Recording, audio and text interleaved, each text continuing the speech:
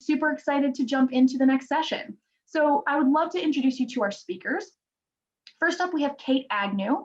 Kate is a senior director of software engineering at Optum, where she began in 2017 on a team tasked with modernizing and introducing scalable technologies to healthcare. Now managing a team of 60 plus software engineers, Kate has created multi-million-dollar impacts and is always looking for ways to take on more. Prior to Optum, Kate had various roles, including employee number 7 at an AI startup and campaign manager in a city council race. She obtained her BA from Macalester College and an MBA from MIT. Outside of work, Kate previously served as the managing director of the nonprofit Girls in Tech Minneapolis and currently serves on the board of a girl-focused STEM charter school, the Laura Jeffrey Academy. Kate is also a commissioner for the city of Edina and the communications director for the Macalester Alumni Board. So welcome, Kate. Kate will be joined in conversation by our own amazing Raquel Grenet. Raquel is a recent addition to the PTF family and comes to us with an impressive track record in digital media sales. Prior to this, she spent 9 years with Moguldom Media Group, which focuses on the African-American online audience through their sites Gossip, Madame Noir, and Hip Hop Wired. Raquel maintains an impressive wine collection of 177 bottles and considers herself a hostess extraordinaire. Her personal catchphrase is ABC, anything but Chardonnay. Raquel, so happy to and excited to listen in on this upcoming talk. I'm going to turn the floor over to you. Great, thank you so much. Kate, thanks so much for sitting down with us and speaking with us today. I want to get started by asking you a couple questions. Why don't we begin the session by learning more about you and your career journey so far? What motivated you to start your career in healthcare, and what exactly is UnitedHealth Group? Yeah, great questions. So thankfully, I had someone reading my entire background, so I don't need to go too into that. But I've been at UnitedHealth Group now for about 4 years, and in my 10-year career that I've had so far, I've really been within the technology organization the entire time. I did an internship during the 2 years of my MBA at DreamWorks Animation, actually, as a brand manager. So that was the one time that I kind of dabbled outside of IT. And I was really interested in helping to shape the next generation through the content that they are consuming. But then was reminded that technology is my passion, so ended up at UnitedHealth Group. So really, UnitedHealth Group, people have often heard of UnitedHealthcare. That is a part of the UnitedHealth Group. And so is Optum. Optum is a health services innovation company with a mission of helping people live healthier lives and helping make the health system work better for everyone. So, when I was really looking at where did I want to take my next journey in my career, I looked at the state of our society right now and thought about the role that healthcare plays. And healthcare plays a huge role, and there's a lot to improve within the healthcare space. So have joined on with that and really enjoying the work that I do. Great. Well, and just like Optum, you're driven towards equitable health for all. Can you share how you brought change in your organization? Yeah, so there's one example that I want to draw on, and it was actually prior to my time at UnitedHealth Group. But before I talk really about this, which is specifically, giving parental leave access to all parents, the reason that I want to talk about it is that it is so tightly coupled with the gender pay gap. But before that, kind of a note about terminology that I'll be using. I often use the words birther and non-birther to acknowledge that not every pregnant person identifies as a woman, and that not every kind of non-birthing parent is necessarily a father. So you'll also hear me refer to mothers and fathers, but in the end, my goal is really the same, that all parents who are welcoming a child into their home deserve equal time away. And so like I just said, though, one of the main reasons for that is because it's so tightly coupled with the gender pay gap. So think about, the policies that a lot of organizations have. They might have, a maternity leave policy that gives the birthing parent a certain amount of time away from work. Other companies refer to this as primary and secondary care policies, which really plays a role in determining the amount of leave that parent can get. And I reflect back on, when my first daughter was coming into our family, as I was about to give birth to her. we were going through this policy with my husband's company. So there they treat everyone as, are you a primary or are you the secondary caregiver? And I just remember thinking, like, wait, why do we have to choose? Like, aren't we equals? Aren't we both going to be the parents? And then too, I was like, well, I want you to be the primary. Like, I would love it if you're kind of taking the lead at home, and, you know, I can continue to do my career and do all my extracurriculars that I'm so passionate about. Right. But really what they were getting at is who is the mother, but they called it primary and secondary. And so I think that, you know, terminology does play a really big role in this, because by rooting in these terms of primary and secondary, you're really setting the standard and the expectation that mothers are the caregivers and that fathers are the breadwinners. And then that translates to not being equals in the home. And so for me, it's been really, really important to have within the organizations that I'm a part of, equal paid leave. And that can be a huge undertaking, right? Like, how do you even start that conversation? And so when this happened to me, thankfully, I was at a smaller organization. I think fewer than 100 people at the time, maybe 80 or so within the organization. And one of the first questions that I asked is, you know, why is this policy the way that it is? You know, I often think that there are policies on paper for a reason, or sometimes, you know, it's just, this is the way it's always been, but there's something behind that, right? There was an intention behind a policy being set. And so I asked a lot of questions. I think that for this one in particular, kind of trying to dig into why did men, particularly men in the organization, or why did the non-birthing parent not receive equal pay, were some of the questions that I was asking. And it was easier for me to ask them as a woman. Sometimes I think of, you know, me going in, you know, I can fight for more maternity leave, right? But they might think, oh, well, she just wants to, you know, there are reasons for her to have that intent. I think it was easier for me not to be someone who necessarily was going to be receiving that parental leave directly myself, to kind of poke some of those holes and ask some of those questions. And so then I really found out kind of why it was the way that it was. I think in this smaller organization, no one had ever really asked or created a policy or presented a proposal. So that's what I did. I did a lot of research and information gathering and put together a description for why it was really important for all parents to have that equal time away from home, from work, to enjoy the new child at home. And presented that to the head of HR and then to the CEO. And ultimately it was something that was adopted. And I think that's, I mean, it's a really great story, because I love that the organization did that. But at the same time, that's like the easy button, right? Like it's not that easy at other organizations. So I'll talk a little bit more about how to take on some of these challenges at some of the larger organizations. But one thing I do want to note, right? I said at the beginning that this is very tightly coupled with the gender pay gap. And I kind of want to give some stats to back that up. So I did take a couple here. The Groton Institute recently published research that shows that the average 25-year-old woman who goes on to have a child can expect to earn 2 million in Australian dollars, where this research was done, 2 million less by the time she is 70 than the average 25-year-old man who becomes a father.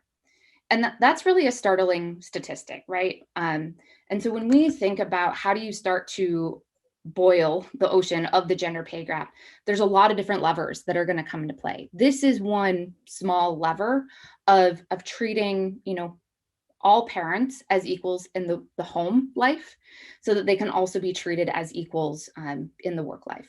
So that's something that's super, super important to me. And I love that I was able to help make that change within an organization.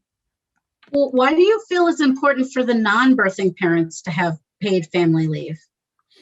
Yeah, I think it's really because of that primary and that secondary terminology, right? You know, when you think about the bonding that happens with a new child early on, it's super important for both both parents, or sometimes, there's more than two parents in a situation, but it's really important for all parents to have that time and to have that bonding time. And so that it really builds the foundation for those parents to become equals in the home. And I think that that's really at the root of what I'm trying to get to is become equals in the home. And that leads to being equals as well in the workplace. Great. And I know you're a big change maker at your organization, but how did you bring change to the transgender community? Yeah. So this is one that I was actually able to do at UnitedHealth Group. So I'll set the stage a little bit. Within our organization, there are tons of different systems, and they all relied on someone's legal name. When you kind of go back to why that is, like it sort of makes sense, right? Like you have one name, and it's easy just to have one name within all systems. And the legal name is needed for tax purposes, for Social Security and paycheck purposes, right? But what happens then when you require an employee to use their legal name throughout the system is that I think in primary, it has to impact the transgender community. So there are people who may be going through transition who have not yet legally changed their name, but go by a different name. And so there are very real situations where on a daily basis, people's companies are dead naming them to the environment and to their community. And it was really about removing that and allowing people to step up and say, this is the name that I want to be referred to within my own organization. And I think that there are other reasons too. It doesn't just impact the transgender community, but there are many different reasons why someone might not want to go by their legal name. And it's really about the inclusion aspect, right? Like that's what we're talking about here is diversity and inclusion.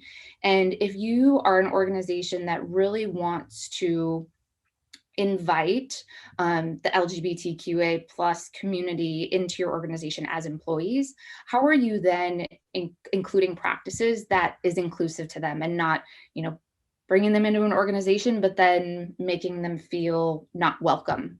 Then you're going to lose those employees too. And so for me, it was really important to, why not allow someone to use their preferred name within a system? And so for this one, this is actually a change that I did help make at UnitedHealth Group, where started asking the questions of who is it that makes these decisions and who can help. And I ended up reaching out to our chief inclusion and diversity officer and kind of just pushed enough to get a project owner assigned to the project, which I think was a feat in and of itself. But this is one of those initiatives that is a little bit more complex than simply changing a policy. And I know that I'm oversimplifying that too, but there are hard-coded systems and technologies that center around a person's legal name. So pulled together a project team to actually assess what is it going to take from an investment perspective, dollars, as well as how many people need to be involved in this effort, and then what is the scope of the effort. This project has been going on for over a year now. Finally went through a couple of the first releases, which means that in a lot of the kind of jointly, we have a Bravo system. So it's a system where anyone can go in and like give Bravos to a colleague and say, thank you for helping me on this. That was one of the systems that relied on someone's legal name. That was one of the first ones that we prioritized to say, let's give people their preferred name as an option here. And so it's still ongoing.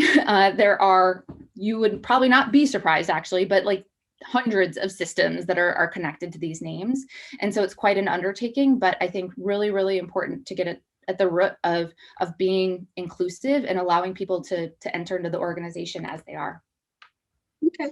Well, why and how is change and equity interlinked? So during Pride Month, Washington's representative posted about companies, Washington State, posted about companies who put a pride flag in their logo, but then also gave donations to, representatives or organizations that are against LGBTQA rights.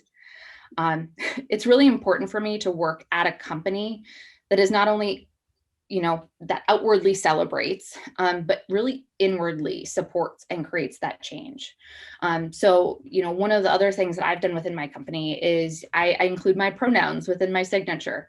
And I did this so that it's accepted. And then I didn't just, kind of do it silently, but I sent a note to my peers explaining to them why I did so and encouraging them to do so as well.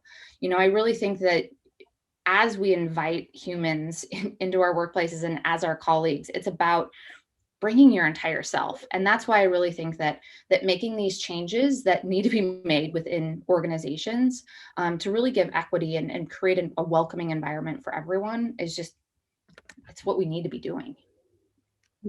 So for members of the audience who want to do the same thing at their organizations, how did you approach this situation? And what are some of the action-oriented steps members this audience can take to lead change at their organization?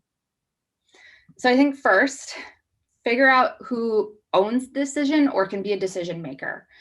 So whether it's a chief culture, inclusion, diversity officer, a CEO, head of HR, just figure out who has the power to make and approve that change. Then build a case. Why is it important? Who is it impacting? What is that impact? And then you start to get into the details. What will it take to make this change? Is it a policy change? Is there actual technology implications, right? When I talk about preferred names, we had to go through an entire technology overhaul.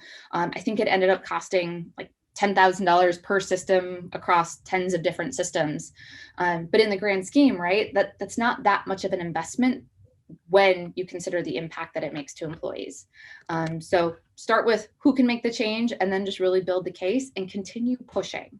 I would say don't take that first no as a no.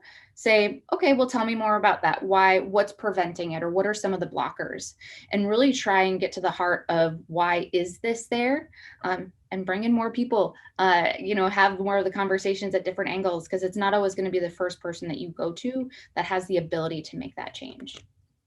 Great. So my final question really to you is, what are some books or podcasts that you recommend to the audience on rallying change within their organization?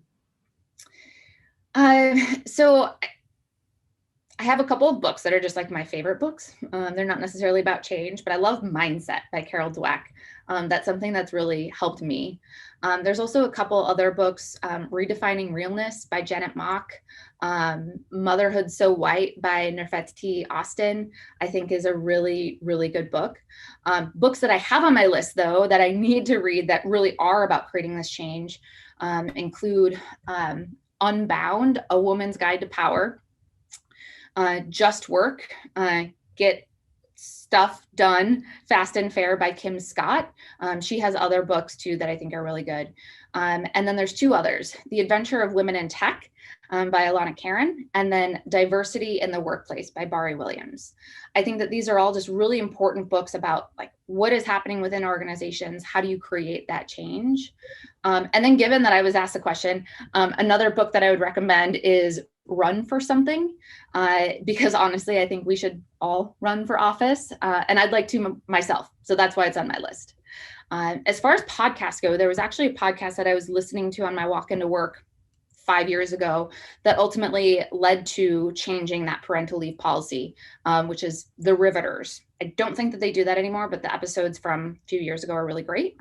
And then No One Is Coming to Save Us is another kind of new 4-episode podcast miniseries about the infrastructure of childcare, which I just think is really awesome. Great. Well, I guess now is the time to turn to audience questions. So we'd love to hear from you guys. What kind of questions do you have for Kate?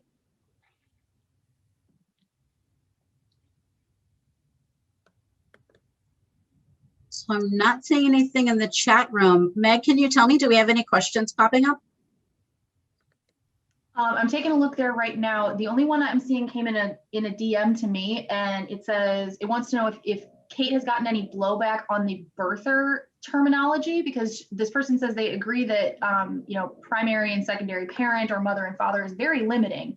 But has there been any blowback from people who maybe are adding children to their family not by biological means? I think that's a really good point. And, it's one of the reasons why I really am just trying to create change for all parents. So like I said, anyone who really is inviting or bringing, not necessarily inviting, bringing a child into the home, right? Whether that's through adoption or through any other means. And so I use often the birther and non-birther terminology when I'm referring to some of these policies that are really rooted in the act of birthing. So for example, a lot of organizations often break parental leave into two different categories. They'll say you have a short-term disability leave term, which is also dependent on the type of birth. So vaginal delivery, you get 6 weeks, and for cesarean delivery, you get 8 weeks of paid depends on it, but short-term disability. And then there is often a parental leave policy, which is separate. And so I think that that's why it is important to embrace the reality and understand that there are different policies that exist for birthers and non-birthers. But I think that the change that I want to see is that any and all parents get equal bonding time, equal leave to spend with those children that they're bringing into their homes. That's great. I have a question here. Any people that you would recommend following on Twitter or LinkedIn for the kind of content which you've been covering? So I'll say one, follow me on Twitter, and then I just tend to retweet and amplify a lot of people. So I follow a lot of representatives. So those who are in Congress, who are really trying to make a lot of these changes law, right? Like I gave some really good advice on how to, I think it's really great. I gave some advice on how to create this change within your own organization. But that's really piecemealed. Why are we in a situation where I have to give a talk and implore people to go and talk to their head of HR to go and make this change, right? I really think that this is change that should become law and should really come down from that stance. And so because of that, I am heavily involved in politics and supportive of those types of policies. But until that becomes law and more of a reality of our situation, I think that this is one real tactical way that individuals can make change too. Great. Well, now where else can we see you? Are you going to be someplace else? Where else can we follow you at? So I do think that both my LinkedIn as well as my personal website will be posted. But I like to close out really every speaking engagement that I do with this. If you are a woman, a person of color, LGBTQA+, are neurodivergent, disabled, or really any person who doesn't feel like they have the network they need to succeed in this industry, please feel free to reach out to me to network or for career conversations, whatever. If you connect with me on LinkedIn, just be sure to include a note describing why you want to connect. And again, I'm pretty sure both the link to my LinkedIn and my website will be posted in the chat. Perfect. Well, great. I just want to thank you so much for sitting down with Power to Fly today. We very much appreciate all this vital information that you shared with us, and it has been lovely. Let's see what's here. Do you know we are hosting a virtual career fair on Thursday, the 15th. For the audience, please come. There are plenty of rooms to sit into and learn information about various companies. And then Meg, I guess I'll turn that over to you since we have a couple of minutes left before the session's over, but yeah, sure, I'm happy to pick it up. Kate, before you bounce, one thing I want to recommend to you in case you haven't read it is a book called Spouseonomics. It's about how to use economics to maximize the greatest, the largest investment that you make in your life. And I found it really interesting coming from a cisgender heteronormative couple into like navigating relationships with friends that don't have that same like traditional whatever relationship. And it was really, really impactful for me, especially because I don't have a background in economics. And so it really set up a whole new like field and a whole new time for me to really think about how we divide work and how these conversations happen and how we really maximize the time that we have with people, but also like the communication that goes into that level of relationship. So it was really, really interesting. Thank you. You're You're welcome. All right, so again, huge thank you. Just kind of echoing what Raquel said, both of you ladies were absolutely amazing. It was really great to listen to this chat. And I'm so excited. I'll get to go back and review the recordings that we have of these chats. We're going to post those in the coming weeks, usually mostly in the next 2 weeks. So huge thank you to both of you ladies.